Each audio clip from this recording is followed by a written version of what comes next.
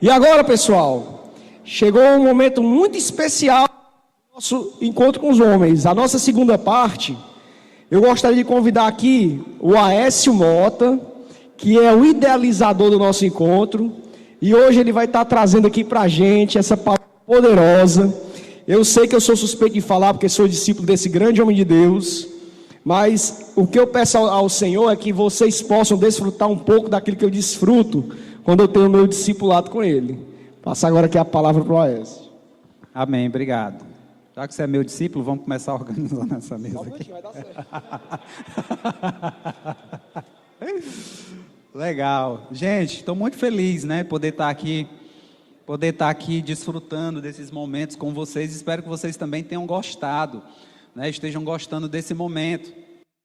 Queria estar conversando com vocês sobre o que é admiração, né? Antes disso, eu queria falar com vocês sobre o nosso ministério Família Eficiente, onde nós trabalhamos realizando conferências da família, conferências de casais. Nós trabalhamos com a conferência Maridos de Verdade, e nós também temos um curso de noivos específico para quem já teve relacionamentos anteriores, que chama-se Vividos, né? Se unido para acertar. Então, nós temos muitos materiais por aí que abrange curso de noivos para quem não casou ainda, mas para quem já teve um relacionamento antes, isso ficava muito a desejar, e essas pessoas precisam ter algo para poder fortalecer e ensinar eles a não errar novamente, tá? Então, se você quer conhecer mais, quer nos seguir, quer estar recebendo mensagens, palavras sobre família, sobre hombridade, sobre casamento, segue a gente lá nas redes sociais, Família Eficiente, que nós vamos estar lá, tá, fazendo essa divulgação, tá? Eu queria estar comentando com vocês hoje sobre, explicando a diferença entre macho e entre homem, né? Mas a palavra que eu quero trazer diz assim: o perfil de um homem admirável. Mas o que é admiração? O que é ser admirável? Um homem admirável, quando eu admiro alguém, eu tenho uma disposição emocional que vai levar os outros a me considerar, por alguma coisa que eu faço de bom, por alguma coisa que eu tenho de bom. Ela é gerada, a admiração por nós, ela é gerada principalmente quando eu tenho princípios e atitudes positivas. Quando eu começo a acertar e ter atitudes que o outro começa a me ver com bons olhos, ele começa a me admirar. E isso acontece no trabalho, isso acontece no casamento, isso acontece com os nossos filhos, com os amigos, em todos os lugares. Então, nós, entendendo que eu não consigo ver admiração em alguém que não está fazendo nada bom. Eu não consigo admirar alguém que está pisando na bola, mas eu vejo admiração em quem está acertando. E esse encontro é legal porque nós que somos cabeças, que somos pessoas que Deus nos deu uma responsabilidade maior, nós estamos nos reunindo aqui para acertar. Nós estamos nos reunindo aqui para sermos eficientes. Como? Errando menos. E automaticamente, quando nós erramos menos, nós vamos acertar mais. Nós vamos ter mais acertos. Agora, eu queria ser muito transparente, eu queria ser bem direto com vocês. Eu quero começar já afirmando vocês que, para ser admirável, você não pode ser um macho. Você tem que ser um homem. Vocês olhando para cá, para essa figura, fisicamente, o homem e o macho, eles parecem iguais, parecem idênticos, não é verdade? Mas nós vamos ver algumas características. O macho, o que é que rege, o que é que determina se essa figura é um macho? Clica para mim aí, Júnior. O que é que o órgão sexual? Um macho, ele é identificado pelo órgão sexual e depois por outra coisa, pelo quê? Pelo instinto dele, pelo instinto. Então, assim como o corpo humano, um macho, um ser humano do sexo macho é identificado primeiramente pelo órgão sexual e depois o instinto dele vai fazer ele utilizar o órgão sexual dele da maneira em que realmente não vai colaborar com a sua vida. Então, um macho, que nós podemos entender, ele é basicamente ter esse órgão sexual. É seguir esse próprio instinto que está sinalizando aqui. Esse humano, quando ele segue esse instinto, que é passado, lógico, de pai para filho, que é passado através dos padrões da sociedade, o que acontece? Ele vai querer ser popular, ele vai sair querer transando com as fêmeas, ele vai querer impressionar o seu bando, ele vai mostrar que é forte. O macho, ele vai mostrar que ele é valentão, diferentão, que ele é inteligente, que ele tem razão em tudo.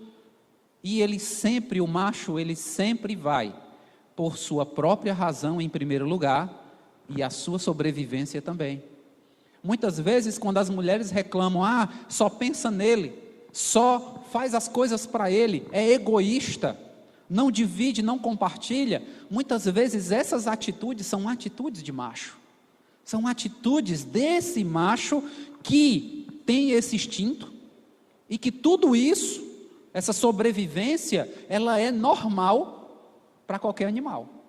Essa sobrevivência de individualismo, essa proteção de proteger a sua espécie, a sua própria vida, é coisa de macho. Então, o que acontece? Quando essas características que são normais em alguém que é macho, algum animal do sexo masculino, ela começa a ser reproduzida diariamente, nós não temos como ser admiráveis. Por quê? Porque essas características, esse instinto, não traz atração, não faz as pessoas nos perceberem positivamente. Esse humano, que ele é somente macho, ele não tem cabeça, né? Ele não tem uma mente limpa, ele tem uma mente suja. Esse macho, ele tem um coração carnal, ele tem um coração duro. Esse macho, ele não tem amor nem pelo seu próprio pinto, porque ele bota o pinto em todo lugar, em prostituta, em qualquer mulher que conhece na rua. Ele não tem amor nem pelo seu próprio órgão que lhe determina como macho. Então, se um macho com essa mente, com esse coração, rendido só a ele, só à vontade dele, o que é que sobra? Só sobra carne, só sobra obras do seu próprio instinto. Então, quando nós entendemos que a carne, ela traz o pecado, e ela traz também o quê? A intensidade sexual. Por isso que eu, sem uma mente controlada por Cristo, o meu órgão sexual vai me levar à minha intensidade sexual, ao meu instinto pecaminoso sempre a funcionar mais. Essa é uma diferença. Já o homem, o que é que nós podemos ver? O homem, ele tem a mente de Cristo, que direciona seus pensamentos para o seu coração, porque o coração dele também é rendido. Essa mente e esse coração dirigidas controla o seu instinto, o seu órgão sexual, e esse controle lhe faz caminhar por caminhos de acerto. Os seus pés caminham por caminhos de acerto. Por quê? Porque todo o seu corpo, ele é controlado pelos princípios da palavra de Deus, que estão primeiro na cabeça dele. Sabe por quê? Porque o cabeça dele é Cristo. O homem, nós precisamos aprender muitas coisas sobre esse homem.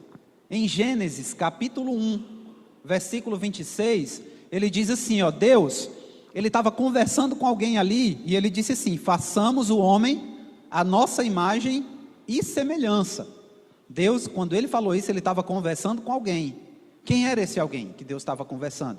No momento da criação, lá em João, capítulo 1, versículo 1 ao 3, diz assim, no princípio era aquele que é a palavra. Ele estava com Deus, lá em Gênesis, e era Deus. Ele estava com Deus no princípio, e todas as coisas foram feitas por intermédio dele, e sem ele, nada do que foi feito teria sido feito. Então, Jesus, ele estava com Deus, criando o homem, fazendo o homem à sua imagem e semelhança. Então, quando Deus, ele olhou para o homem e disse para Jesus, olha, vamos fazer a nossa imagem e semelhança. Então Deus é igual a gente, tem pernas, tem braços, tem dedos, tem olhos. E Adão, o primeiro homem que foi criado, ele foi criado a essa imagem. E ele foi criado para ser a referência, para ser a nossa matriz, o nosso modelo. Adão, olha só que lindo, ele foi feito macho, ele nasceu macho, como nós nascemos macho também. Quando nasce um ser humano que tem um pinto ali, ele é um macho. Adão nasceu macho também, como eu e como você. Só que o que foi que aconteceu? Deus, a palavra de Deus diz que Deus soprou nele fôlego de vida. Soprou nele o fôlego de vida, e aí, como Jesus estava com ele na criação, derramou sobre ele todo o DNA de Jesus. A essência de quem? Do Filho do homem. Então, se a minha essência é do Filho do homem e eu sou homem, automaticamente eu já tenho a essência, o DNA de Jesus dentro de mim. Todos nós, cada um de vocês tem. Adão, ele foi colocado no jardim, que hoje nós podemos dizer que é a presença de Deus, a segurança de Deus. Deus supriu ele de todo o mantimento que ele precisava, supriu Adão de tudo aquilo que era necessário para ele viver, deu poder para Adão dominar dentro do jardim, e ainda fez o melhor, deu o quê? Deu uma mulher para ele. Deus olhou para Adão e disse: não é bom que o homem esteja só, e falhei uma ajudadora. E ele ainda tirou essa mulher de um pedaço dele, para ajudar, para compartilhar, para ajudar ele nessa batalha, e ele não ser como ele era antes. Todos os animais eram um casal, mas só Adão era só. E ele começou a se sentir solitário. Mas, olha só o que foi que aconteceu. Mesmo recebendo todas essas condições, mesmo recebendo todo o apoio necessário de Deus para fazer o que era certo, Adão falhou. Adão pisou na bola. Pisou na bola quando? Quando ele não proveu, quando ele não vigiou e desobedeceu o próprio Deus. Quando foi que ele falhou? Quando ele se escondeu, quando errou e nem assumiu seus erros. Adão pisou na bola por isso. Tudo isso em uma única situação. O momento em que Eva foi seduzida pela serpente, Adão não estava lá, deixou a Eva sozinho. Quando ele voltou, ela já tinha caído no chaveco da serpente. E aí o que foi que aconteceu? Em vez dele resolver a situação, ele foi lá e cometeu o mesmo erro com ela. Então Adão e Eva foram convencidos naquele momento pelo próprio amigo, de que se eles comessem o fruto que Deus disse para eles não comerem, eles não iam sofrer, mas eles iriam ter o conhecimento do bem e do mal, e eles iriam ser igual a Deus. A palavra de Deus diz isso, lá em Gênesis 3:4, disse a serpente, a mulher, falou para a mulher: certamente não morrerão, Deus sabe que no dia em que dele comerem, os olhos de vocês se abrirão, e vocês serão como Deus. Olha só, entendeu? Então, quando Adão viu que pisou na bola, que vacilou, legal, porque ele desobedeceu a Deus, não, em um assunto só ele cometeu vários erros. Qual foi a consequência disso? Ele foi jogado para fora do jardim, ele foi lançado fora da própria presença de Deus, por conta desse erro. Lá em Juízes, capítulo 21, versículo 25, diz assim: naquela época não havia rei em Israel, e cada um fazia o que lhe parecia certo. O resultado disso hoje é o quê? A Bíblia está explicando que naquela época, gente, não existia rei em Israel, e cada um fazia o que iria certo. Mas por que naquela época? Porque hoje também não está assim? Hoje também não é assim? Nós temos leis, nós temos um rei que é Jesus, nós temos a palavra de Deus, mas não fazemos coisas erradas? Não temos vacilado, temos pisado na bola? O problema aqui não é mais a falta de rei, o problema é a falta de temor a Deus. A palavra de Deus diz que o temor ao Senhor é o princípio de toda sabedoria. É o princípio da sabedoria, é ter temor a Deus. Eu, queridos, trabalho com casais, trabalho com famílias, mas eu digo que eu amo a minha esposa, mas o amor que eu tenho à minha esposa não é o suficiente para me fazer fiel a ela. porque eu sou falho, porque eu sou carne. Quando a minha esposa olha para mim, ela sabe que o meu sentimento por ela não é suficiente, porque o meu sentimento não é capaz de me fazer fiel. O que é capaz de me fazer fiel à minha esposa e aos meus filhos é o meu temor a Deus. Porque quando eu temo a Deus, mesmo que a minha carne me impulsione para o adultério, para a mentira, para o erro, o temor a Deus me diz, eu não devo fazer isso. Aécio, não faz isso. Isso é temor a Deus, que eu preciso ter e que cada um de nós precisamos ter.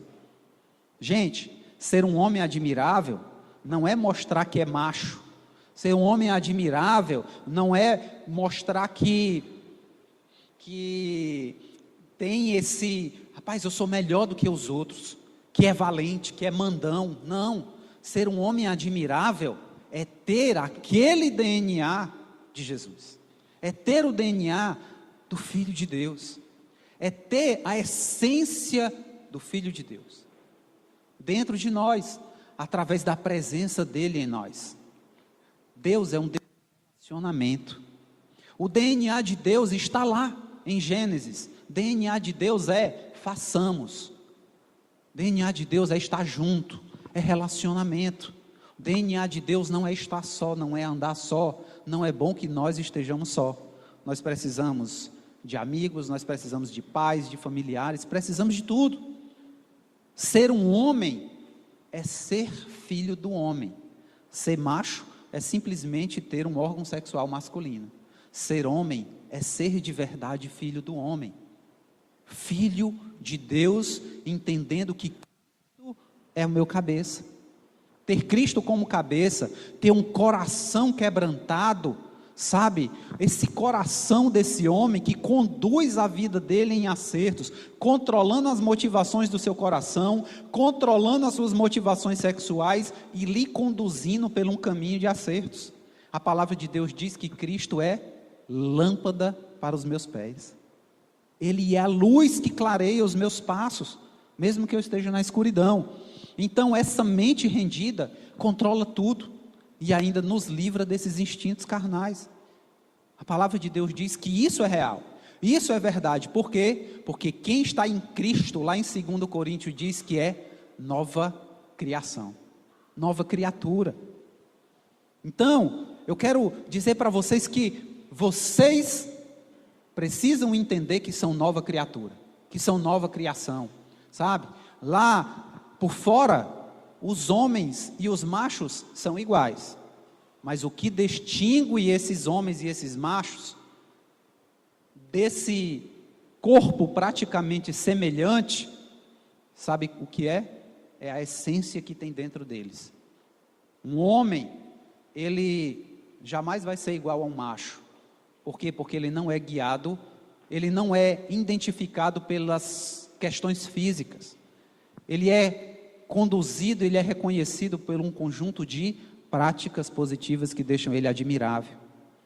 Por todos, né? Se por parte ou toda a sua vida foi ensinada por um pai, ou por um tio, ou por um familiar que lhe criou, e que não lhe ensinou a palavra de Deus, e isso tem te prejudicado, e isso pode ter te atrapalhado no teu casamento, nos teus relacionamentos, busque conhecer melhor o padrão de Deus sobre o que é ser um homem. Busque. Hoje, há uma carência de homens admiráveis. Por quê? Porque há excesso de machos e uma deficiência de homens.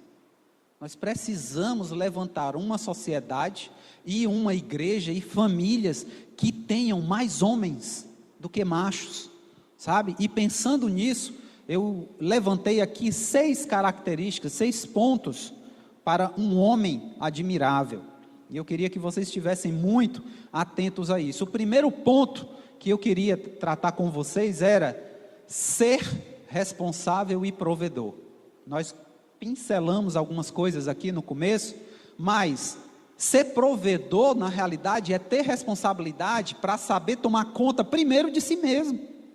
E ser também provedor de suas necessidades e de sua família, hoje para quem é casado, ou de sua futura família para quem ainda vai casar.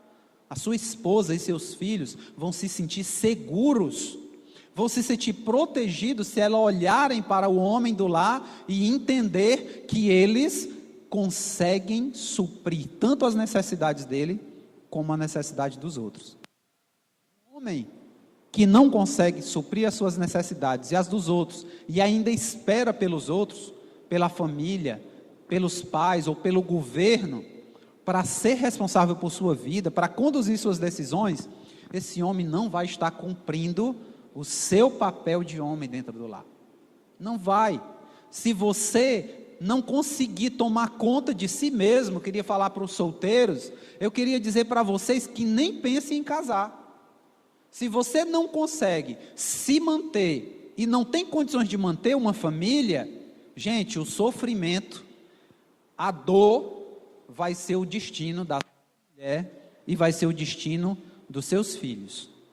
Esse é o destino de filhos de um homem que não consegue ser o provedor do lar.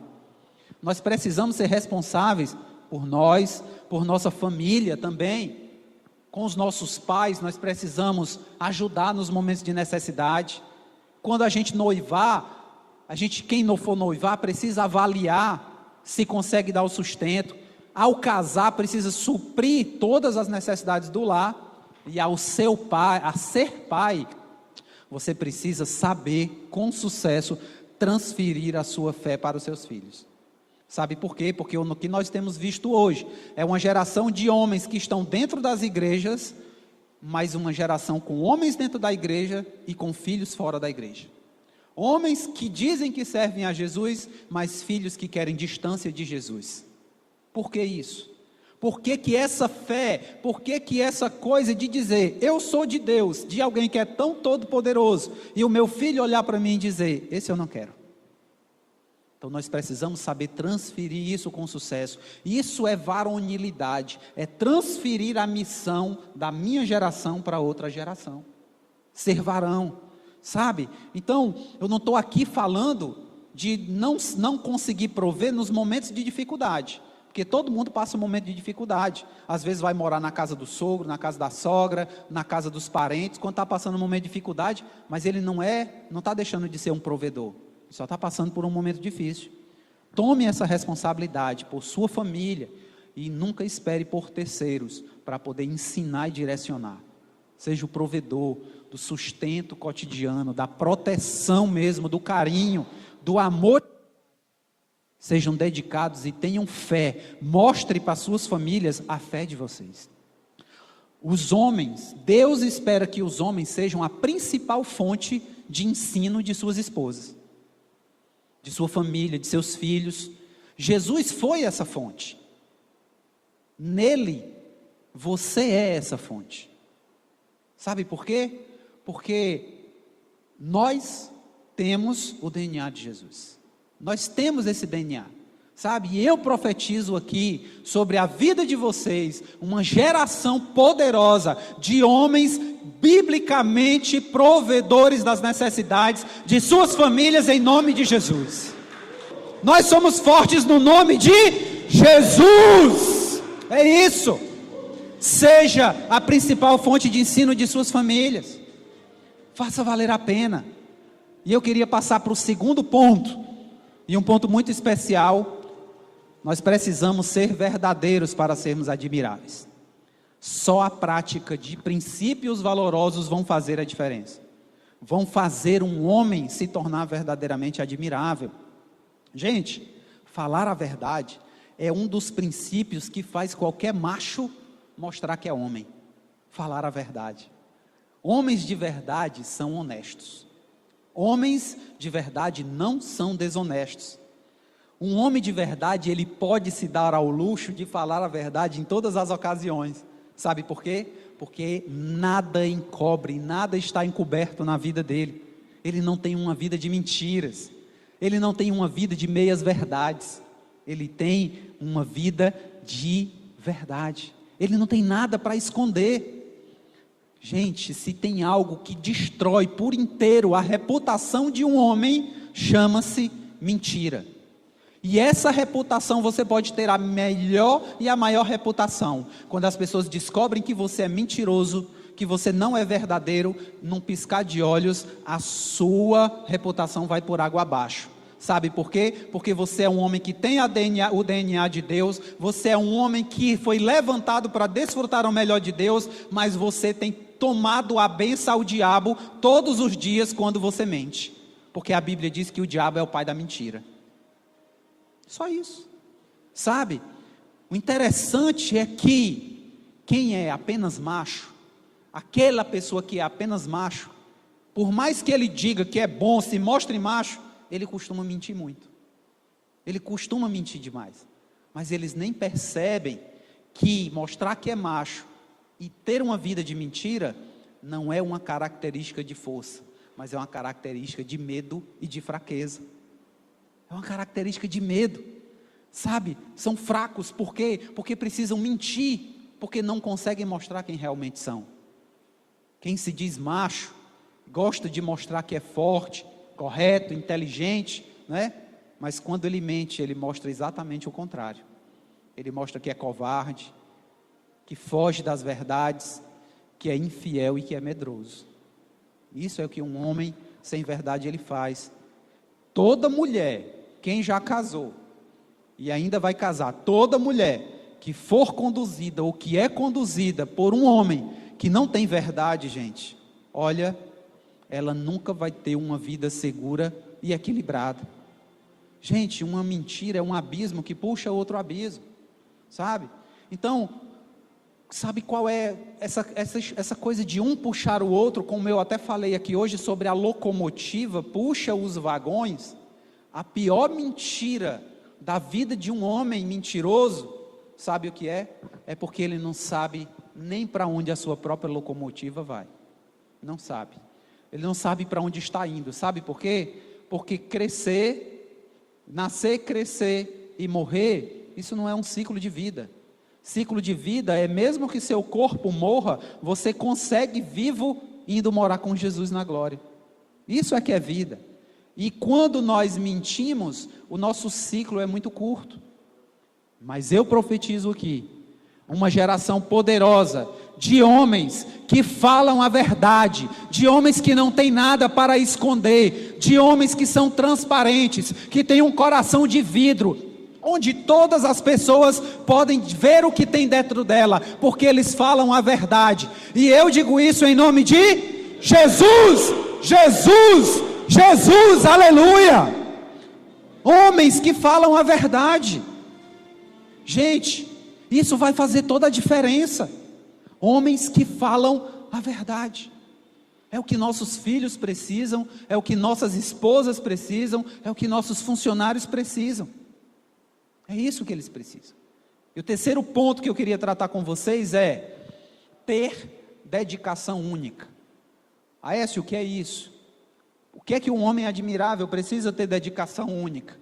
Porque ele precisa ter uma só mulher, ele precisa ter uma só família e ele precisa ter um só Deus. Uma dedicação única a um conjunto completo de uma criação perfeita que Deus te entregou para você que foi criado perfeito, desfrutar de uma vida perfeita, de tudo aquilo que Deus prometeu te dar para você ser feliz. É isso. Tudo que um macho precisa para sair cruzando com as fêmeas é só ter um órgão sexual, ser sexualmente capaz e nada mais. Não precisa ter amor, não precisa ter respeito, não precisa ter compromisso, só precisa ter fome sexual. É isso que esse homem precisa.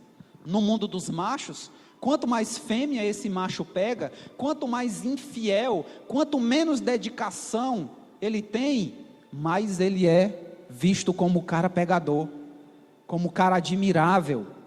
Mas ele só é admirável por machos igual a eles. Homens não admiram esses princípios.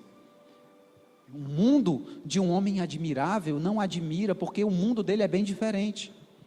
Esse homem admirável, ele tem o cuidado de procurar uma mulher verdadeiramente virtuosa, de procurar uma esposa, e ele procurar até encontrar essa mulher.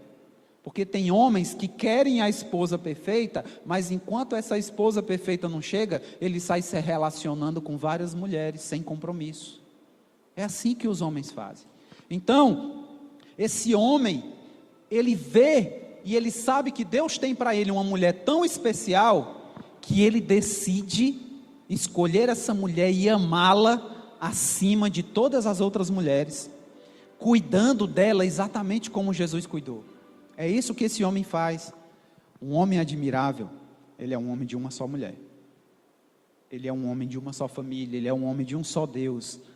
Um homem admirável, ele não sai flertando outras por aí, não sai tendo casos, nem paquerando, nem sai tendo desejos pecaminosos, seguindo simplesmente seus desejos e instintos carnais. Um homem admirável, ele não faz isso, porque os seus olhos, a sua mente e o seu coração são somente para a sua esposa, são somente para a sua mulher. Ele não se contamina com essas coisas. Mas, queridos, machos, eles não entendem isso. Eles não entendem que para ser fiel a uma só mulher, para ser fiel a uma só família, ele precisa ser muito mais forte. É sinal de muito mais força e de muito mais poder ele ser fiel a um grupo só do que ter vários. Homens admiráveis, eles não se relacionam sem propósito. Eles não namoram só por namorar, para ter uma atração física. Ele não se relaciona só por se relacionar. Eles não saem por aí engravidando as meninas. Eles não saem por aí fazendo bebê sem pais.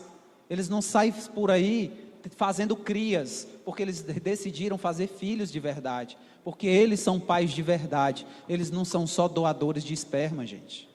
Não são só doadores de esperma. Os machos geralmente ignoram isso. Usam seu órgão sexual para sair distribuindo esperma. Sabe? Por quê? Porque na vida de um macho não tem caráter, não tem inteligência e não tem amor de verdade por sua família. Não tem, eles não são fiéis. Eles priorizam o quê? A testosterona, o instinto, seus hormônios masculinos. É isso. A sua mente e o seu corpo é rendido pelos seus instintos e não por Deus como cabeça, sabe? Um homem admirável, ele jamais é admirado pelas mesmas coisas que um macho é. Um homem admirável, um macho é admirado pelos seus músculos, pelo seu corpo.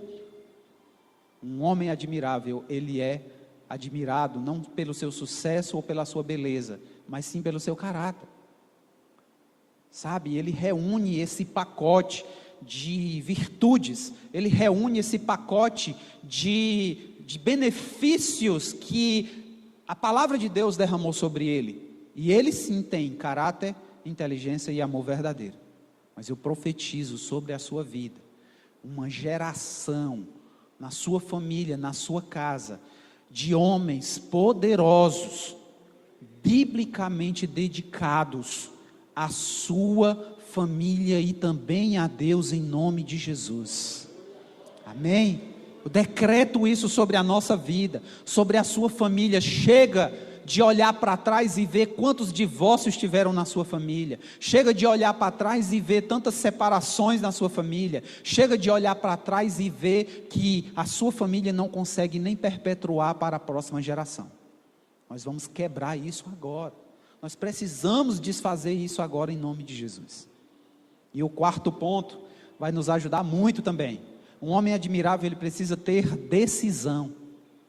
Se você busca ser um homem admirável, respeitado pelos seus amigos, pela sua esposa, pela sua família, você precisa ser um homem de decisão. É deprimente, é desmoralizante um homem que vive uma vida indecisa, um homem sem decisão. Sabe por quê? Porque ele não sabe o que quer, ele não sabe de onde vem, ele não sabe para onde vai, ele não sabe decidir, ele não sabe dar um comando, ele só sabe obedecer. Muitos machos não têm sido homens admiráveis, porque se acostumaram a ter outras pessoas tomando as decisões da vida dele. Sabe? Precisam que outros chegam e digam o que ele fazer. Tem pessoas que vêm se aconselhar conosco, que para poder resolver um problema, a gente tem que anotar as palavras num papel, para a pessoa poder chegar lá e não errar, não pisar na bola. Sabe o que é que acontece? Quando esses adultos quando eles casam. Eles levaram, depois de levar uma vida acomodada, sem tomar decisões, uma vida confortável com os outros, com seus pais e sua família, tomando as decisões por eles, sabe o que é que acontece? Quando eles casam, as suas esposas é quem vão ficar decidindo todas as coisas na sua vida e vão ter que conduzir o casamento, porque esse homem cresceu sem saber tomar decisão.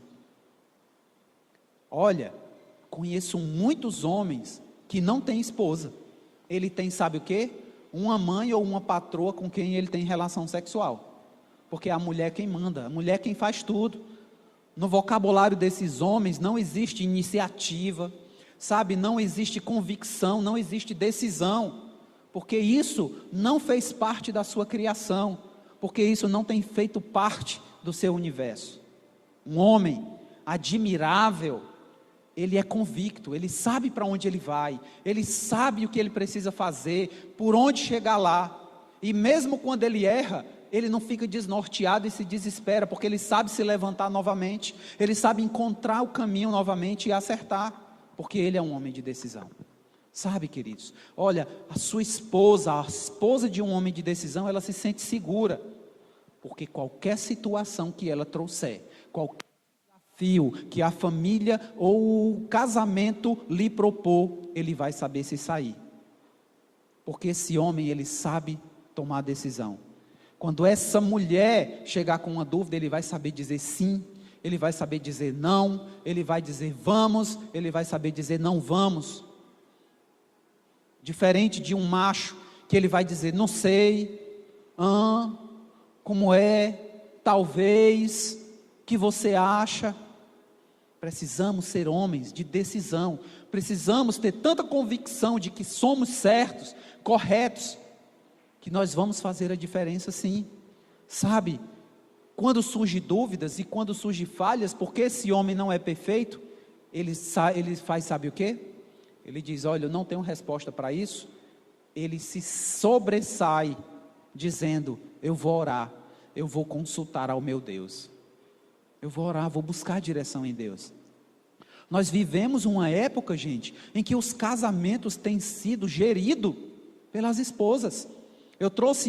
Viemos para uma reunião de pastores, e eu trouxe algumas estatísticas, de que 7 a cada 10 casamentos hoje, são geridos e conduzidos pelas mulheres. 7 a cada 10, 70%. Olha, o pior, sabe o que é o pior? É que esses homens que são conduzidos pelas mulheres, eles se gabam disso. Lá em casa quem manda é a mulher, todo orgulhoso. Gente, você não sabe que a sua esposa é uma coitada dela, eu tenho pena dela, sabe por quê? Porque ela não recebeu estrutura para isso, ela não recebeu estrutura para esse peso, para essa responsabilidade. Por isso que as mulheres que nós vemos estão sempre estressadas, estão sempre cansadas, estão sempre reclamando, resmungando, insatisfeitas, porque elas estão carregando um peso, um fardo que não é delas, um fardo que é nosso e que nós temos a força necessária para conduzir e para vencer. Nós precisamos tirar esse fardo, esse peso de cima dessas mulheres. As mulheres não têm força nem estrutura para isso, porque a palavra diz que elas são vaso mais frágil. Frágeis, sabe, isso é uma covardia com elas. Nós estamos acometendo, nós estamos estressando elas.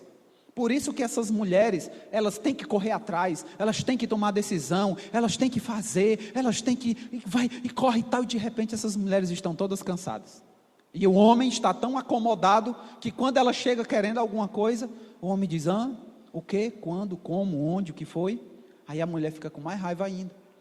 A gente diz que as mulheres falam demais, que elas falam demais, que não param de falar. Mas quantas mulheres, para a gente poder entender ou fazer alguma coisa, elas têm que falar a mesma coisa 2 ou 3 vezes, para a gente poder acertar. Se nós acertarmos de primeira, tenho certeza que nós vamos diminuir a quantidade de palavras que nossas esposas vão falar por dia. E se ela tiver que falar mais, ela vai fazer só elogios para você, porque você é um homem de decisão, amém? Glória a Deus, sabe? É uma completa vergonha para nós termos sido levantados como cabeça, mas está vivendo um casamento onde eu sou a cauda, onde o cabeça é a minha mulher. Sabe, nós estamos vivendo uma vida de cabeça para baixo. Se eu sou o cabeça e a minha mulher tem que estar sobre a minha graça, e eu fiquei, a mulher está aqui e eu estou aqui, a minha vida vai ser de cabeça para baixo, e toda vida de cabeça para baixo, o meu lar vai ser um lar de deformação, nós precisamos profetizar sobre a nossa vida, e eu profetizo sobre a sua vida, que vocês fazem parte de uma geração poderosa, de homens que sabem tomar decisão, de homens que sabem acertar, que sabem dar o comando para suas esposas, que sabem guiar os seus filhos, e eu profetizo isso sobre a sua vida, e você vai sair daqui nessa porta, decretando: eu sou um homem de decisão, e eu faço isso, e eu decreto isso em nome de Jesus. Homens de decisão, eu estou vendo aqui homens de decisão em nome de Jesus, amém? Queridos, nós precisamos levantar essa geração de homens de decisão, amém? Quinto ponto, penúltimo, nós precisamos ter percepção e atitude. Um homem admirável, ele sabe tudo o que acontece a seu redor. Um homem admirável, ele age como um perfeito e eficiente guardião da sua casa, da sua família, do seu lar. Ele age como pastor, ele age como profeta e ele age como sacerdote. Como pastor, porque ele conduz a sua família através do seu próprio exemplo. Como profeta, porque ele percebe o pecado querendo chegar na casa dele, e ele denuncia o pecado e diz: aqui não entra. E exerce o seu papel de sacerdote quando ele pega a família dele e leva para Deus, e pega o Deus dele e traz para a família. Ele sabe tudo o que acontece, porque ele tem percepção, e ele não se acomoda. Quando algo acontece, ele age. Sabe, é essa percepção que faz de nós verdadeiros cabeça do lar. A minha mente, os meus pensamentos, os meus sonhos, todos conduzidos no centro da vontade de Deus. Os meus olhos para ver, para enxergar, para poder averiguar e para poder direcionar. Como é que um cego vai puxar outro, meus queridos? Como? Sabe, a minha boca, eu sou cabeça porque a minha boca está ali para abençoar, para alimentar o físico, para alimentar o espiritual. E se você que é homem, e que tem filho, e que tem uma esposa, e você não tem tempo para ensinar, para direcionar, para discipular seus filhos ou suas esposas, alguma coisa na sua agenda está errada. Alguma coisa no seu dia a dia, na sua agenda está errada, porque essa é para ser uma prioridade minha, uma prioridade sua, porque esse é o nosso primeiro papel, a nossa primeira missão. Não é ir trabalhar lá fora, é importante, mas nosso primeiro papel é ensinar a nossa família. É ensinar a nossa família, sabe? Nós precisamos conhecer, enxergar tudo o que acontece, e nós como cabeça, nós vemos, nós determinamos, e a mulher, ela vai fazer o quê? Vai edificar, ela vai construir, edificar aquilo que eu disse para ela, aquilo que eu direcionei para ela, aquilo que eu conduzi, ela vai construir com sabedoria, vai ser uma obra maravilhosa. A minha casa, os meus filhos vão ser um projeto lindo e maravilhoso, sabe? E eu profetizo sobre a sua vida, sobre a vida de cada um aqui. Homens, eu estou olhando aqui para homens que têm percepção, homens de atitude. Receba isso no seu coração, porque Deus marcou um encontro com você aqui hoje, para te dizer que você não vai atravessar aquela porta sem ter percepção e sem ter atitude. Deus vai fazer isso na tua vida, Deus vai fazer isso, queridos. E o último ponto, o homem precisa saber liderar. O homem precisa saber conduzir. O que me intriga é que tem homens que eles são exímios empresários. Tudo que ele bota a mão prospera. Homens que fazem a coisa funcionar. As empresas chamam ele de longe, consultores tremendos. Bota a mão na coisa, a coisa funciona. mas quando chega dentro de casa, o cara não consegue determinar, ele não consegue fazer a coisa funcionar. Sabe por quê, queridos? Para ser bem sucedido num lar, nós não precisamos só das faculdades, só dos cursos de especialização, nós precisamos da graça, nós precisamos do favor e da unção de Deus sobre a nossa vida, olhando para nós e dizemos: esse é o homem, esse é filho do homem, o cabeça dele é Jesus, e tanto a empresa, tanto tudo que ele faz, como também a família, anda debaixo da minha graça. Anda debaixo da minha graça, sabe? 1 Coríntios, capítulo 10, versículo 24, para quem gosta de anotar, diz o seguinte: ninguém deve buscar o seu próprio bem, mas sim os dos outros. Mas sim os dos outros. Filipenses 2, versículo 4, diz assim: cada um cuide, não somente dos seus interesses, mas também dos interesses dos outros. Oh, querido, obrigado, viu? Você mais uma vez foi muito usado por Deus.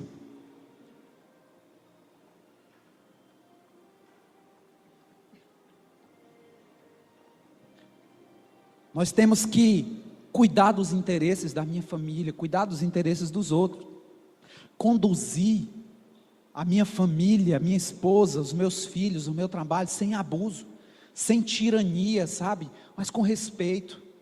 1 Pedro 5,3 ele diz assim: não hajam como dominadores daqueles a quem lhes confiei, mas como exemplos para o rebanho. Isso é sensibilidade.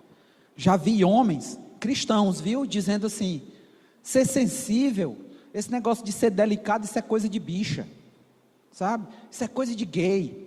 Homem, sabe, o homem tem que ser duro, tem que ser macho. Gente, o homem que é sensível, o homem que é delicado, o homem que é carinhoso, que é romântico, que é atencioso, ele não está fazendo coisas de mulher, ele está fazendo coisas de Jesus, porque Jesus era e é tudo isso. Quando a sua esposa e os seus filhos estão pedindo, querendo que nós sejamos assim, eles não estão querendo que nós sejamos mulherzinhas, eles estão gritando, eles estão implorando que nós sejamos imitadores de Cristo dentro de casa. É isso que eles estão pedindo. Jesus era delicado, sim. Jesus era dedicado, era amoroso, sim. E eu tenho certeza que ele não era bicha. E eu tenho certeza que vocês não vai ser. Eu conheço alguns homens aqui que nem perfume rosa usam. Porque, rapaz, olha, se tiver uma falhazinha, se tiver uma duvidazinha, ele não usa nada rosa, né? Temos que ser, não pode, rapaz, não uso nada rosa, porque rosa é cor de mulher. Não, gente, o mesmo Deus que criou o azul, criou o preto e criou o rosa também, tá? Jesus é esse nosso maior exemplo, ele é esse nosso exemplo.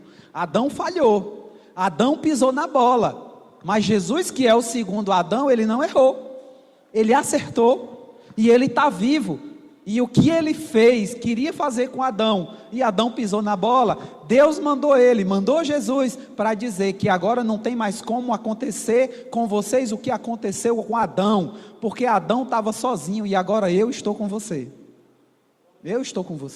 eu faço parte da sua vida, eu faço parte do seu DNA, Jesus faz parte do seu DNA, Deus nos fez para sermos cabeça de nossas mulheres. Jesus, ele não pode ser cabeça da mulher, vocês sabiam disso? Ele só pode ser cabeça do homem, porque o cabeça da mulher não é Jesus, cabeça da mulher é para ser o marido dela, é o marido dela, sabe? Nós precisamos ter Cristo como cabeça e ser cabeça da nossa família. Como é que nós vamos ser cabeça da nossa família, se nós mesmos não tivermos cabeça, meu povo? Como é que nós vamos fazer isso? É isso que nós vamos ser, se nós não tivermos Cristo. Homem sem cabeça. Sem Cristo, nós não passamos de homem sem cabeça. Vocês estão entendendo agora o resultado de tantos males que têm acontecido nas famílias, nos casamentos hoje? Por quê? Por que tantos erros? Por que tantos fracassos? Por que tantas famílias destruídas? Por que a palavra de Deus vem sendo desmoralizada e vem deixando de ser praticada a cada dia?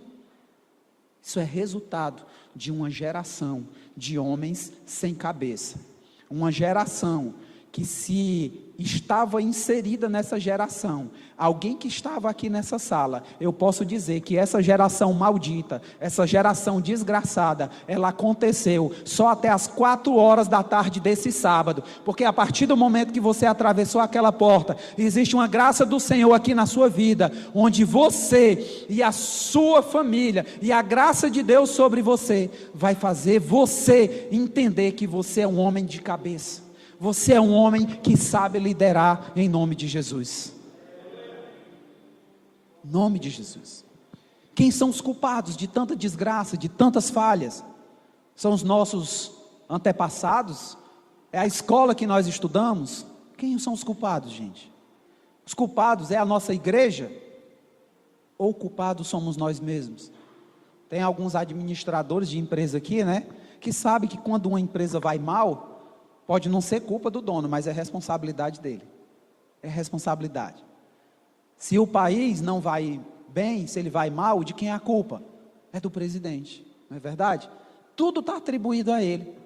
Se o seu casamento não vai bem, se a educação dos seus filhos não for bem, ou não está bem, algo está dando errado, a responsabilidade não é dos outros, não é da igreja, não é da escola, a responsabilidade é sua. A responsabilidade é sua. Mas eu profetizo aqui, eu decreto aqui uma geração poderosa de homens, biblicamente cheios de liderança, cheios de direção de Deus, que sabem conduzir sua família em amor e não com tirania, uma família dedicada com carinho, com delicadeza e não com dureza, com grosseria. Eu decreto sobre a sua vida um homem de liderança, um homem de fibra, um homem determinado, e eu digo isso em nome de Jesus, Jesus, Jesus, aleluia. Aleluia, aleluia. Como vocês podem perceber, gente, nós estamos quase encerrando. Tudo para funcionar depende de homens admiráveis. Tudo para dar certo depende de homens admiráveis. A sua vida para dar certo depende de você. Depende de você. É hora de nós consertarmos isso, de levantar uma geração de homens que amam estar na presença de Deus. Isso é hombridade, isso é varonilidade, isso é ser um homem admirável. Amar estar na presença de Deus, estar no jardim. Homens que vão querer ser responsáveis, que vão querer ser verdadeiros, homens que vão querer ser dedicados. Queria pedir vocês para ficarem em pé para nós orarmos.